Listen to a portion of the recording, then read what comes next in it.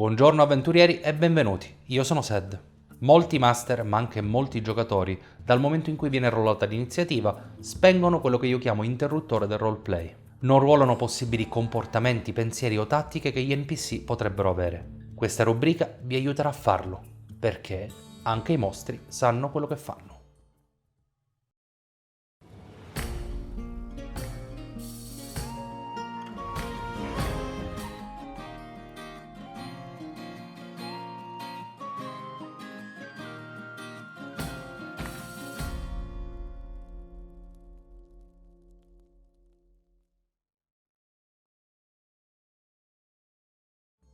Per cominciare parleremo di uno dei mostri più conosciuti di Dungeons and Dragons, ma anche del più sottovalutato, il Goblin. Questi piccoli infami vivono in ambienti oscuri e lugubri, amano radunarsi in gran numero ed organizzare trappole e imboscate.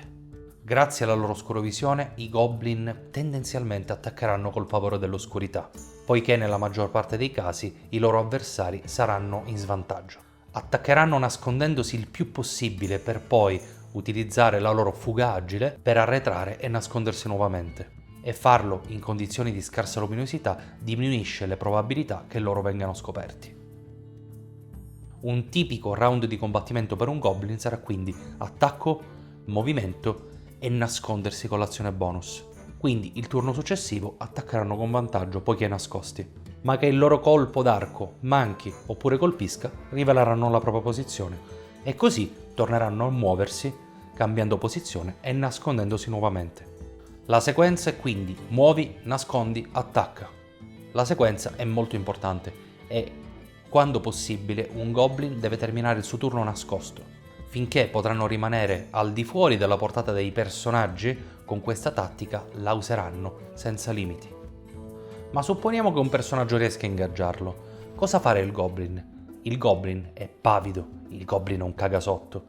Disimpegnerà per prima, scattando al di fuori della portata del personaggio, costringendo anche quest'ultimo a un'azione di scatto nel caso in cui vorrà ingaggiarlo corpo a corpo. Ma parliamo un po' dell'interpretazione del Goblin. Come agirà un Goblin?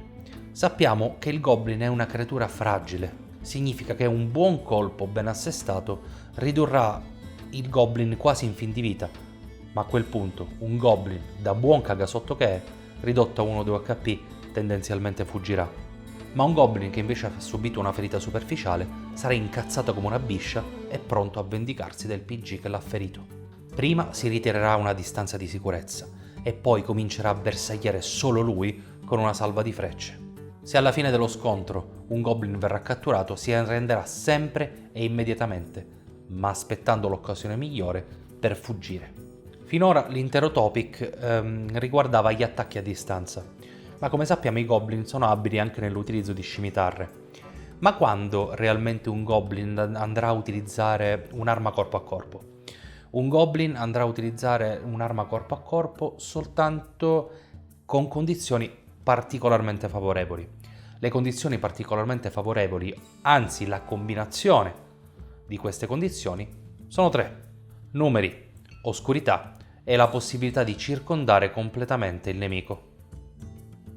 Se 3 Goblin attaccheranno nell'oscurità un personaggio, è molto probabile che metteranno a segno tutti e 3 i colpi e senza possibilità di ritorsione da parte del personaggio. In una situazione di vantaggio di questo tipo, i Goblin si concentreranno su uno e un solo bersaglio. Ma cosa fanno i Goblin nel caso in cui il loro assalto non porterà a nulla, quindi il personaggio rimarrà in vita? In quel caso si renderanno conto di aver morso di più di quanto siano in grado di masticare e quindi si ritireranno per riimmergersi nelle ombre e tentare un nuovo agguato. I Goblin ovviamente non sono del tutto stupidi, ma anzi hanno delle tattiche di combattimento molto intelligenti. Riescono a distinguere un personaggio che non vede al buio da un personaggio che invece riesce a vedere al buio. Ovviamente non attaccheranno quest'ultimo da vicino se possono evitarlo. C'è un'altra circostanza in cui i Goblin invece potranno attaccare corpo a corpo o attaccheranno corpo a corpo, quando comandati da un Hobgoblin o un Bugbear. Loro temono Hobgoblin e Bugbear gli sono obbedienti e sanno che devono combattere se gli viene imposto. Non gli piace, sanno che sono svantaggiati, ma lo faranno. Se saranno spinti in questo tipo di corpo a corpo, lo faranno in maniera scordinata e diserteranno alla prima occasione. Tuttavia, ciò non significa che non continueranno ad attaccare se non ne vedono un vantaggio. Infine c'è la questione di allarmi, trappole e tane goblin. In generale i goblin non sono dei grandi inventori, però sanno essere ingegnosi e bizzarri. La maggior parte dei loro allarmi e delle loro trappole sono particolarmente rozze.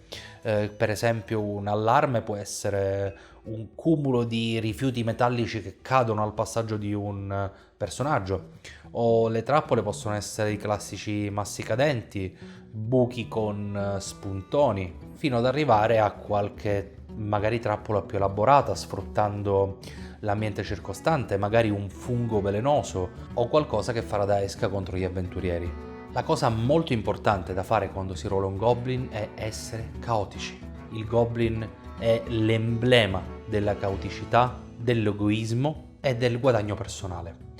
Per cui non sarà difficile distrarre un goblin con una collanina d'oro, un bene particolarmente scintillante o un qualsiasi cosa che possa attirare la sua attenzione anche in fight.